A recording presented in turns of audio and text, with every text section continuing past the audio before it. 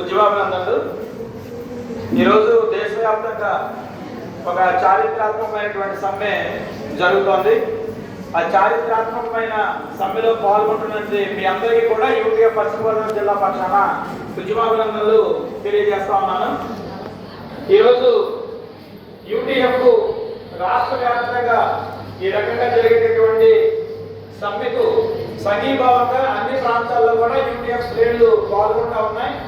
మీ యొక్క పోరాటానికి మా యొక్క మద్దతుని సంఘీభావాన్ని తెలియజేస్తా ఉన్నాం.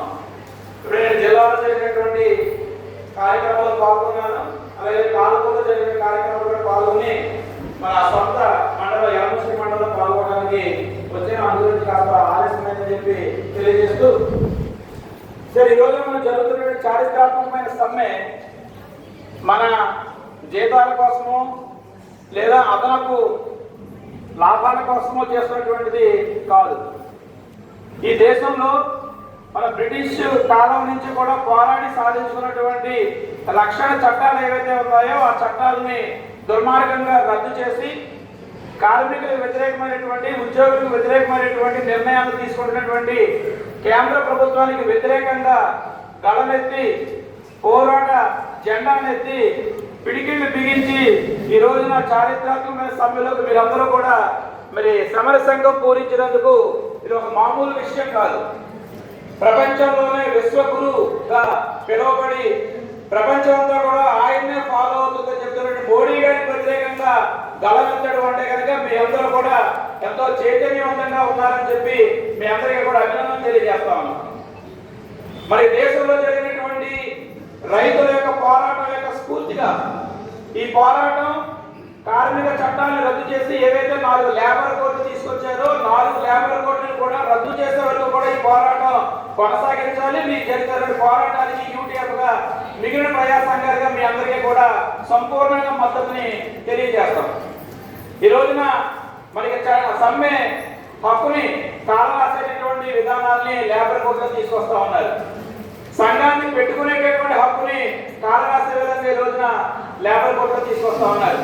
ఎంతో కాలంగా పోరాటం సాధించినటువంటి 8 గంటల పని, చికాగోలో జరిగినటువంటి పోరాట స్ఫూర్తితో, మేడే స్ఫూర్తితో మనం సాధించుకున్నటువంటి 8 గంటల పనిని ఈ రోజున దొంగలో తొక్కి కార్పొరేట్లకి, బడా పెట్టుబడిదారులకి అనుకూలమైనటువంటి 10 గంటల విధానాన్ని ఈ రోజున కేంద్ర ప్రభుత్వం చాలా నిశ్చితంగా ఈ రోజున ముందుకు తీసుకొస్తా ఉంది. ఇవన్నీ కూడా మనం ఈ 4 లేబర్ కోడ్లో కూడా పొందుపరిచారు. వీటిని మనం ఎదుర్కోకపోతే, దీన్ని మనం రద్దు చేయించుకోకపోతే మన యొక్క హక్కులన్నీ కూడా కారణమైపడతాయి. మనం చేసుకునేటటువంటి ఇవన్నీ కూడా ఒక్కొక్కటి కోల్పోయేటువంటి పరిస్థితి వస్తుంది. ఇది కేవలం ఏదో కార్మికులకు మాత్రమే సంబంధించిన అంశం కాదు. కార్మికుల యొక్క హక్కులు, వాళ్ళ యొక్క రక్షణ చట్టాలు ఉండబట్టే ఆ చట్టాలకు లోబడే ఉద్యోగ సంఘాలు వాళ్ళ యొక్క హక్కులు సాధించుకున్నాయి. ఉపాధ్యాయ సంఘాలు కూడా వాళ్ళ యొక్క హక్కులు సాధించుకున్నాయి. ఈ రోజున కార్మికులకు ఒక్కొక్క హక్కు పోతా ఉంటే కనుక దాని పర్యవసానంగా ఉద్యోగులు, ఉపాధ్యాయులు కూడా వాళ్ళ యొక్క హక్కులు కోల్పోవాల్సి వస్తూ ఉంటుంది.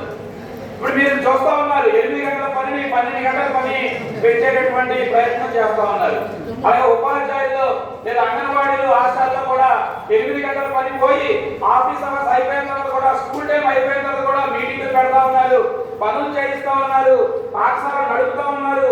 పబ్లిక్ హాలిడేస్ లో కూడా, సండేస్, సెకండ్ సాటర్డేస్, పండగ రోజుల్లో కూడా ఈ రోజున పాఠశాల నడిపేటువంటి పరిస్థితి ఈ రోజున వచ్చింది. అంటే కనుక కార్మిక చట్టాల్లో ఏ రకమైన మార్పులు వస్తా ఉన్నాయో ఆ మార్పులన్నీ కూడా ఉద్యోగ, ఉపాధ్యాయ విధానాల్లో కూడా మార్పులు వస్తాయి. కాబట్టి కేవలం కార్మికులు ఒంటరి కాదు, వాళ్ళు చేసే పోరాటాలకు సంఘీభావంగా ఉద్యోగ, ఉపాధ్యాయులు అందరూ నిలబడగలిగితేనే, మనందరం ఐక్య పోరాటాలు చేయగలిగితేనే ఆ కేంద్ర ప్రభుత్వ విధానాన్ని మనం తిప్పుకొట్టేటువంటి అవకాశం ఉంటుంది.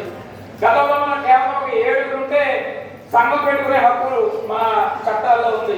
ఈ రోజున 7 కాదు, కనీసం 10% మంది ఒప్పుకుంటేనే అక్కడ సంఘం రిజిస్ట్రేషన్ కి అప్లికేషన్ పెట్టుకోవడానికి అవకాశం ఉంది. కనీసంగా ఒక 100 మంది మినిమం గా ఉంటేనే మనం సంఘం పెట్టుకునేటువంటి హక్కు ఉంది. అలా కాబట్టి అది కూడా యాజమాన్యం యొక్క ఇష్టాయిష్టాలకు లోబడి లేబర్ చట్టాలను కూడా ఈ రోజున మార్చబడతా ఉన్నాయి. మరి 8 గంటల పని మనం ఏ విధంగా తీసుకొచ్చాం? యంత్రాలు కూడా అదే పనిగా పనిచేస్తా ఉంటే కూడా యంత్రాలు కూడా హ్యాంగ్ అయిపోయే పరిస్థితి. మన ఫోన్ కూడా మనం అదే పనిగా చూస్తే హ్యాంగ్ అయిపోతుంది. మరి అలాంటిది యంత్రాలే చేయలేని పనుల్ని మరి మనుషులుగా ఉన్నటువంటి మనం 8 గంటలు దాటి చేసేటువంటి పని పరిస్థితుల్ని ఈ రోజు కల్పిస్తా ఉన్నారు. మరి 8 గంటల పని ఇప్పుడు మన టెక్నాలజీ పెరిగింది, ఏఐ వచ్చింది, మెకనైజేషన్ పెరిగింది, యంత్రాలు పెరిగినాయి. అలాంటప్పుడు మరి మానవ శ్రమ తగ్గించేటటువంటి పని చేయాలి. అంతర్జాతీయమైనటువంటి కార్మిక చట్టాలు, కార్మిక సంఘాలన్నీ కూడా ఏం చెప్తా ఉన్నాయంటే 8 గంటల పనిని కూడా తగ్గించాలి, ఒక 5 గంటలకో 6 గంటలకో మానవులు చేసేటటువంటి పని గంటలు కుదించాలని చెప్తా ఉంటే మరి మనం 21వ శతాబ్దంలో దూసుకెళ్తా ఉన్నాం, మిగతా దేశాలకు పోటీగా వెళ్తా ఉన్నాం. మన దేశమే అన్నిటికీ ఆదర్శంగా ఉంటుందని చెప్పుకున్నటువంటి మరి కేంద్ర నాయకత్వం ఈ రోజు ఏం చెప్తా ఉందంటే ఈ 8 గంటల పని కూడా 10 గంటలకి 12 గంటలకి కూడా పెంచుకునే ప్రయత్నం ఆ యొక్క చట్టాలని దాని కాలరాసి కొత్తగా తీసుకొచ్చినటువంటి చట్టాల్లో వాటిని పొందుపరుస్తూ ఉన్నారు. మరి ఈ సందర్భంగా ఒక్క విషయం గుర్తుపెట్టుకోవాలి, ఈ జరుగుతున్నటువంటి చట్టాల యొక్క మార్పు కానీ చట్టాల యొక్క రద్దు కానీ ఎవరి ప్రయోజనాల కోసం జరుగుతున్నాయి ఆ విషయాన్ని మనం గమనించాలి. అది ఉద్యోగ లేదా ఉపాధ్యాయుల లేదా కార్మికుల యొక్క ప్రయోజనాలకు అనుగుణంగా వాళ్ళ హక్కుల రక్షణకు అనుగుణంగా చట్టాలు మార్చబడుతూ ఉన్నాయా, లేదంటే మనకు వ్యతిరేకంగా యజమానుల యొక్క ప్రయోజనాలు కాపాడడం కోసం ఆ చట్టాలను మారుస్తున్నారా ఒకసారి మనం ఆలోచించాలి. మరి ఆ రకంగా పార్లమెంట్ లో కానీ అసెంబ్లీలో కానీ ఆ రకమైనటువంటి ప్రజా వ్యతిరేకమైన చట్టాలు, కార్మిక వ్యతిరేకమైన చట్టాలు, ఉద్యోగ వ్యతిరేకమైన చట్టాలు ప్రభుత్వం ప్రవేశపెడతా ఉంటే దానిని వ్యతిరేకించాల్సినటువంటి వాళ్ళు మరి కనీసంగా ప్రజలతో ఎదుర్కోబడినటువంటి ప్రజాప్రతినిధులు దాన్ని ఎదుర్కొనే ప్రయత్నం చేయకపోగా అన్ని రాజకీయ పార్టీలు కూడా కలిసి ఈ దుర్మార్గమైన చట్టాన్ని ఆమోదిస్తా ఉన్నాయి. ఈ రోజు మన రాష్ట్రంలో నవంబర్ 21వ తేదీన ఈ 4 ల్యాబ్ రిపోర్ట్ని మన అసెంబ్లీ కౌన్సిల్ ఆమోదించినాయి. మరి అధికార పక్షం ఉంది, ప్రతిపక్షం ఉంది. వాస్తవంగా అధికార పక్షం పెట్టే ప్రతి పనిని కూడా ప్రతిపక్షం వ్యతిరేకించాలి. కానీ చాలా విషయాలు వ్యతిరేకిస్తున్న రాజకీయపరమైన ప్రయోజనాల కోసం అధికార పార్టీ ఎస్ అంటే ప్రతిపక్షం నో అంటుంది, అధికార పక్షం నో అంటే ప్రతిపక్షం ఎస్ అంటుంది. కానీ మనకు వ్యతిరేకంగా పనులు చేయడానికి మాత్రం అధికార పక్షం ప్రతిపక్షం రెండూ కూడా ఒకే మాట మీద ఉంటున్నాయి. పైకి మాత్రం కొట్టుకున్నట్లుగా కనిపిస్తారు, తిట్టుకున్నట్లుగా కనిపిస్తారు, దెబ్బలాడుకున్నట్లుగా కనిపిస్తారు. రెండు వేరు వర్గాలుగా మనకు కనిపిస్తారు తప్ప మనకి వ్యతిరేకమైనటువంటి చట్టాలు చేసే సందర్భంలో, విధానాలు తీసుకొచ్చే సందర్భంలో, మన ప్రయోజనాలు కాలరాసిన సందర్భంలో అధికార పక్షం ప్రతిపక్షం ఇద్దరు కూడా ఒకే మాట మీద ఉంటా ఉన్నారు. వాళ్ళిద్దరూ లాలోచన పడుతూ ఉన్నారు. అధికారంలో ఎవరన్నా ప్రతిపక్షంలో ఎవరన్నా ఒకరి ప్రయోజనాలు ఒకరు కాపాడుకుంటున్నారు, కార్పొరేట్ ప్రయోజనాలు కాపాడుతున్నారు, పెట్టుబడిదారుల ప్రయోజనాలు కాపాడుతున్నారు, యజమానుల యొక్క ప్రయోజనాలు కాపాడుతున్నారు తప్ప ఉద్యోగులు, ఉపాధ్యాయులు, కార్మికుల ప్రయోజనాలు కాపాడడం కోసం ఏ ఒక్క రాజకీయ పార్టీ కూడా సిద్ధంగా లేదు. మరి మనం చేసే పని కూడా వాళ్ళు చేసేటువంటి పనికి అనుకూలంగానే ఉంది. మరి ఎందుకంటే మనం ప్రతి ఎన్నికల్లోనూ కూడా ఓటేస్తా ఉన్నాం. ఇలాంటి సందర్భంలో ఈ రోజున రోడ్డు మీదకి వచ్చి మీ యొక్క పోరాటానికి ఎవరైతే నిజంగా రోడ్డు మీద మీకు సంఘీభావంగా బాధ్యతగా మీకు అక్కడ నిలబడ్డారో అలాంటి రాజకీయ పార్టీలు ఎన్నికల సందర్భంలో మనం చూడట్లేదు. మనం కూడా 2 రంగులు 3 రంగులు చూస్తున్నాం తప్ప మనతో పాటు ఉన్నటువంటి అసలైనటువంటి రంగులు మనం కేవలం ఉద్యమాల్లోనూ సమావేశాల్లోనూ ఇలాంటి సందర్భాల్లో మాత్రమే ఆ జెండా పట్టుకుంటున్నాం. మిగిలిన అన్ని సందర్భాలను కూడా మనకు ఇష్టమైన జెండాని పట్టుకుంటాం. అంటే మనకు వ్యతిరేకమైనటువంటి చట్టాలు చేసేటటువంటి అధికారం మనమే చేతులా వాళ్ళకి ఇస్తా ఉన్నాం. మనమే మనం కూర్చున్నటువంటి కొమ్మని నలుపుకునే ప్రయత్నం మనం చేస్తా ఉన్నాం. వాళ్ళు కూడా అధికార ప్రతిపక్షం రెండు కలిపి మన చేతితోటే మన వేరుతోటే మన కన్ను పొడిచే ప్రయత్నం చేస్తా ఉన్నారు. కాబట్టి మనం జాగ్రత్తగా ఉండాలి, జాగరూకతగా ఉండాలి, అప్రమత్తంగా ఉండాలి. నిజంగా ఈ రోజున మరి 2004లో యూపీఏ 1 గవర్నమెంట్ కి 64 మంది వామపక్ష ఎంపీలు బయట నుంచి మద్దతు ఇచ్చిన సందర్భంలో ఎలాంటి చట్టాలు వచ్చాయో ఒకసారి మీరు గమనించాలి. విద్యా హక్కు చట్టం వచ్చింది, సమాచార హక్కు చట్టం వచ్చింది, మహాత్మా గాంధీ జాతీయ గ్రామీణ ఉపాధి హామీ చట్టం వచ్చింది. ఇలాంటి చట్టాలన్నీ కూడా మన ప్రయోజనాలకు అనుగుణంగా, ఈ దేశ ప్రయోజనాలకు అనుగుణంగా చట్టాలు తీసుకొస్తే ఈ రోజు కేంద్రంలో ఉన్నటువంటి ప్రభుత్వం మహాత్మా గాంధీ జాతీయ గ్రామీణ ఉపాధి హామీ చట్టాన్ని రద్దు చేసింది. గ్రామీణ పేరుతోటి పథకాన్ని రద్దు చేసి కనీసం గ్రామీణ పేదలకి మీరు తిండైనా పెట్టండి, లేదంటే పనైనా చూపించండి అని చెప్పి మన వాళ్ళందరూ కూడా పోరాడి సాధించుకున్న చట్టాన్ని అందులో మహాత్మా గాంధీ పేరు ఉందని చెప్పి దాని చట్టాన్ని రద్దు చేసి ఈ రోజున మినిమం గా ఎటువంటి ఉపాధికి హామీ లేనటువంటి పథకాన్ని తీసుకొచ్చారు. అందులో కేంద్ర ప్రభుత్వం ₹1 పనిచేస్తే 90 పైసలు కేంద్ర ప్రభుత్వం గతంలో ఉపాధి హామీ చట్టంలో ఇచ్చేది. ఈ రోజు దాన్ని 60 పైసలకి కుదించింది. అలాగే ఖచ్చితంగా 100 రోజులు ఖచ్చితంగా ఉపాధి చూపించాలి గ్రామీణ పేదలకి. ఎక్కడ వాళ్ళు పనిచేసే పరిస్థితులు ఉంటే అక్కడ ఉపాధి చూపించాలి. కానీ ఈ రోజు కొత్త చట్టంలో ప్రభుత్వం ఎక్కడ ఉపాధి చూపిస్తే అక్కడికి వెళ్ళి పని అంటే మనం ఎలమంచిలో ఉన్న వాళ్ళకి ఎక్కడ ఆకంటలోనూ పెరుగుండలోనూ పని చూపిస్తే మనం ఎక్కడి నుంచి అక్కడికి వెళ్ళి పని చేయాల్సిన అవసరం ఉంది. అలాంటి పరిస్థితులన్నీ కూడా మనకి వ్యతిరేకంగా చట్టాలు జరుగుతూ ఉన్నాయి. మరి ఇలాంటి చట్టాలు జరిగే సందర్భంలో మనందరం కూడా ఐక్యంగా పోరాడాల్సిన సందర్భం ఉంది. మనందరం కూడా సంఘాలకు అతీతంగా మన యొక్క అన్ని సంఘాలు ఈ రోజున జాతీయ వ్యాప్తంగా 10 కార్మిక సంఘాలు అవన్నీ కూడా వేరు వేరు భావాలతోటి వేరు వేరు ఎజెండాతోటి పనిచేస్తున్నటువంటి సంఘాలు అయినా సరే ఈ రోజున మొత్తం కార్మిక వర్గానికి వాళ్ళ యొక్క మనుగడకే ముప్పు వచ్చిన సందర్భంలో 10 కార్మిక సంఘాలు కూడా చేసిన ఏకతాటిపై కొద్ది రోజున చారిత్రాత్మక సమ్మె జరుగుతాం. అలాగే చారిత్రాత్మక సమ్మె జరగడం ఈ సంవత్సరం మొదటి కాదు. దాదాపుగా ఒక 23-24 సంవత్సరాల నుంచి ప్రతి సంవత్సరం ఏదో ఒక రోజు మనకి జాతీయ సార్వత్రిక సమ్మె మనం చేస్తా ఉన్నాం. అలాగే మహిళలకు సంబంధించి మహిళలు ఎక్కువ మంది ఉన్నారు. మహిళలకు సంబంధించి కొత్తగా తీసుకొచ్చిన చట్టాల్లో మహిళల్ని యజమాని అంగీకరిస్తే యజమాని కోరుకుంటే రాత్రి వేళల్లో కూడా పనికి అవకాశం కల్పించేటటువంటి దాని చట్టాన్ని ఆ రకంగా మార్చారు. అయితే చాలా మంది అనుకోవచ్చు అనుకోవచ్చిన క్లాసులు మహిళా కార్మికులు అంగీకరిస్తే పని చేయించుకోవచ్చు అని. ఈ రోజు మనం పెరుగుతున్న ధరను చూస్తా ఉన్నాం. మన పెరుగుతున్న ధరను మన కుటుంబ అవసరాలు, పిల్లల చదువులు లేదా కుటుంబ సభ్యుల యొక్క వైద్యం లేదా ఇంటంటే లేదా ఇంకా ఇతర మన ఖర్చులు పెరుగుతూ ఉన్నాయి, అవసరాలు పెరుగుతూ ఉన్నాయి. కానీ సంపాదించే చేతులు సరిపోవట్లేదు కాబట్టి తప్పనిసరి పరిస్థితుల్లో మహిళలు కూడా కుటుంబ అవసరాల కోసం వాళ్ళ కుటుంబం యొక్క బాధ్యతలు తీర్చుకోవడం కోసం తప్పనిసరిగా రాత్రి వేళ కూడా పనికి సిద్ధమయ్యేటటువంటి భౌతిక పరిస్థితులు ఈ రోజున ప్రభుత్వం ఆ చట్టం ద్వారా తీసుకొస్తాం. పై మాత్రం చెప్తాం మహిళా కార్మికులు ఒప్పుకుంటేనే మనం చేస్తాం అన్నది. ఈ రోజున ప్రపంచవ్యాప్తంగా జరిగిన సర్వేలో అత్యంత ప్రమాదకరంగా అభద్రతగా ఉన్నటువంటి దేశాల యొక్క జాబితాలో భారతదేశం అగ్రస్థానంలో ఉంది. అంటే సేఫెస్ట్ కంట్రీస్ లో చాలా దిగువ స్థానంలో ఉంది.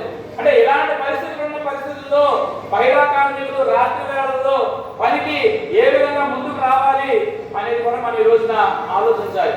అంటే ఒక పక్కన మన సమ్మె చేసుకునే హక్కును కోల్పోతా ఉన్నాం, సంఘాన్ని పెట్టుకునే హక్కును కోల్పోతా ఉన్నాం, యాజమాన్యంతో మన యొక్క జీతభత్యాల కోసం బేరసారాలు ఆడే హక్కును కోల్పోతా ఉన్నాం. ఒక్కొక్కటి కూడా మనం కోల్పోతా ఉన్నాం. ఖచ్చితంగా మనందరం కూడా పోరాటాల్లో ముందుండాలి. ప్రత్యేకించి అంగన్వాడీలు కానీ ఆశయాలు కానీ రాష్ట్రంలో జరిగే అన్ని పోరాటాలను కూడా మొట్టమొదటిగా జెండా ఎగరేసేది అంగన్వాడీ ఆశలే. గత ప్రభుత్వంలో ఆ రకంగా జెండా ఎగరేసిన తర్వాత మిగిలిన ఉద్యోగ సంఘాలు, ఉపాధ్యాయ సంఘాలు, కార్మిక సంఘాలన్నీ కూడా రోడ్డు మీదకి వచ్చి గత ప్రభుత్వానికి వ్యతిరేకంగా గడవెత్తి అందరూ కూడా జెండాలు ఎత్తారు. ఆ రోజున శాసనసభలో శాసనమండలిలో ప్రతిపక్షంలో ఉండి ఈ రోజు అధికార పక్షంలో ఉన్నటువంటి రాజకీయ పార్టీల నాయకులు కూడా అసెంబ్లీలో కూడా నోటి మీద ఎగరేసుకుని చాలా జాగ్రత్తగా మాట్లాడకుండా చాలా జాగ్రత్తలు తీసుకుని చాలా క్రమశిక్షణగా ఉన్న వాళ్ళు అంగన్వాడీలు, ఆశయాలు, ఉద్యోగులు, ఉపాధ్యాయులు ఫిబ్రవరి 3వ తారీఖు బీఆర్టీఎస్ రోడ్లో విజయవాడ మొత్తం నగరాన్ని ముంచెత్తేసిన తర్వాత మాత్రమే ఆ పెద్ద రాజకీయ నాయకులకి, రాజకీయ పార్టీల ఆ ప్రతినిధి కూడా ధైర్యం వచ్చింది. అప్పటి వరకు కూడా వాళ్ళందరూ కూడా తేలిపుట్టు దొంగలాగా మూలమూలన దాక్కుని ఉన్నారు. కాబట్టి ఈ రోజున రాష్ట్రంలో ఏదైనా ఒక మార్పు రావాలి అంటే, ఏదైనా ఒక పోరాటం జరగాలి అంటే అన్ని రాజకీయ పార్టీల కంటే కూడా ఈ రోజున ఉద్యోగులు, ఉపాధ్యాయులు, కార్మికులు, అంగన్వాడీల ఆశయాలు ముందంజలో ఉన్నారు. ఆ రకమైన చైతన్యాన్ని అంగన్వాడీ ఆశయాలు ప్రదర్శిస్తా ఉన్నారు. కాబట్టి గతంలో జరిగినటువంటి 42 రోజుల సమ్మె కావచ్చు లేదా 36 గంటల ఆశయాల యొక్క నిరాహార దీక్ష కావచ్చు, అన్ని పోరాటాలను కూడా యూటీఎఫ్ గా మేము అందరూ కూడా మీ తోడే ఉన్నాం, మీ వెంటే ఉన్నాం, మీ సంఘీభావంగా మీ అడుగులో అడుగు వేసి ఉన్నాం, మీ గొంతులో గొంతు కలిగి ఉన్నాం, మీ భుజం కలిపి పోరాటంలో ప్రభుత్వానికి వ్యతిరేకంగా నికరంగా నిలబడ్డాం. కాబట్టి ఆ రకమైన పోరాటాలు భవిష్యత్తులో కూడా మన చట్టాల రక్షణ కోసం, మన ప్రయోజనాలను కాపాడుకోవడం కోసం, ఈ దేశ ప్రయోజనాలు కాపాడడం కోసం ఖచ్చితంగా మనం అందరం కూడా మళ్ళీ ఐక్య పోరాటాలు చేయాల్సిన అవసరం ఉంది. ఆ రకమైన ఐక్య పోరాటాల్లో అంగన్వాడీల, ఆశాల, స్కీమ్ వర్కర్ల, మామూలు కార్మికుల, ఉద్యోగుల, ఉపాధ్యాయుల ఎవరైనా సరే ఈ రోజున అన్ని జెండాలు కూడా ఏకం కావాల్సిన అవసరం ఉంది. వాళ్ళ ప్రయోజనాల కోసం రాజకీయ పార్టీలు, భూస్వ పార్టీలు ఏ రకంగా అయితే జెండాలు పక్కన పెట్టి ఎజెండాలు పక్కన పెట్టి ఒకటవుతున్నారో మన ప్రయోజనాలు కాపాడుకోవడం కోసం, ఈ దేశ ప్రయోజనాలు కాపాడుకోవడం కోసం, ఈ దేశ సార్వభౌమత్వాన్ని కాపాడడం కోసం మనం కూడా అన్ని సంఘాలకి అతీతంగా, అన్ని యాజమాన్యాలకు అతీతంగా, అన్ని ఉద్యోగాలకు అతీతంగా మనం కూడా ఏకం కావాల్సిన అవసరం ఉంది. ఆ రకమైనటువంటి ఐక్యత మనం చూపించాల్సిన అవసరం ఉంది. కాబట్టి భవిష్యత్తులో జరిగిన అన్ని పోరాటాల్లో కూడా మనందరం కూడా ఐక్యతతో ముందుకు వెళ్ళాలని చెప్పి, భవిష్యత్తులో మీరు చేసే పోరాటాలు మేము చేసే పోరాటాలు మీరు కూడా ఐక్యంగా ముందుకు రావాలని చెప్పి మీ అందరికీ విజ్ఞప్తి చేస్తూ, మరి ఉపాధ్యాయ సంఘంగా ఈ రోజున అనేక పోరాటాలు మనం చేస్తా ఉన్నాం. కొత్త ప్రభుత్వం వచ్చిన తర్వాత కూడా యూటీఎఫ్ గా ముందు జెండా ఎగరేసి ప్రభుత్వానికి వ్యతిరేకంగా అనేక పోరాటాలు చేస్తా ఉన్నాం. ఒక పక్కన పాఠశాలను కాపాడుకోవడం కోసం, రెండో పక్కన ఉద్యోగ అవాంతరాలను ఎదుర్కొంటూ మన ప్రయోజనాల హక్కులు రక్షణ కోసం మనం పోరాటం చేస్తా ఉన్నాం. నేను ఫిబ్రవరి 17వ తేదీన ఈ రాష్ట్రంలో ఉన్నటువంటి ఉద్యోగులు, ఉపాధ్యాయులు, కార్మికులు, పెన్షనర్లు అందరికీ కూడా 12వ పే యాక్ట్ని నియమించాలని చెప్పి, పెండింగ్ లో ఉన్న 4 డిఏల్ని విడుదల చేయాలని చెప్పి, మధ్యంతర వృత్తిని 29% ప్రకటించాలని చెప్పి, దుర్మార్గమైనటువంటి కాంట్రిబ్యూషన్ పెన్షన్ స్కీమ్ ని రద్దు చేయాలని చెప్పి, టీహెచ్ఎస్ కార్డుని మెడికల్ రియంబర్స్మెంట్ సమస్యల్ని పరిష్కరించాలని చెప్పి ఫిబ్రవరి 17వ తేదీన యూటీఎఫ్ ఉపాధ్యాయులందరినీ సమీకరించి చలో విజయవాడని పిలిపించారు. ఈ రోజు చట్టసభలో మన గురించి మాట్లాడే వాళ్ళు ఎవరు కూడా లేరు. అటు అసెంబ్లీలో కానీ ఇటు శాసన మండలిలో కానీ మనం ఎక్కించుకున్న గోపిముడు ఒక్కడే ఈ రోజున శాసన మండలిలో ఈ సమ్మె గురించి మాట్లాడుతూ ఉన్నాడు. మరి ఉన్నటువంటి 75 మంది ఎమ్మెల్సీలు, 175 మంది ఎమ్మెల్యేలు మనందరూ ఓట్లేస్తే గెలిచి ఈ రోజున అక్కడ కుర్చీలో కూర్చున్నారు. కానీ మన ఈ రోజున రోడ్డు మీదకి వచ్చి మా ప్రయోజనాలు కాపాడండి, మా హక్కులు కాపాడని చెప్పి మనం పోరాటం చేస్తామంటే కనీసం ఒక్క ప్రజాప్రతినిధి కూడా మా వైపున గొంతెత్తి మాట్లాడేవాడు లేడు. కాబట్టి మన పక్కన నిలబడేదెవరు, మనకు వ్యతిరేకంగా నిలబడేదెవరు, మనందరం ఆలోచించి ఒక మంచి నిర్ణయం తీసుకోవాలని చెప్పి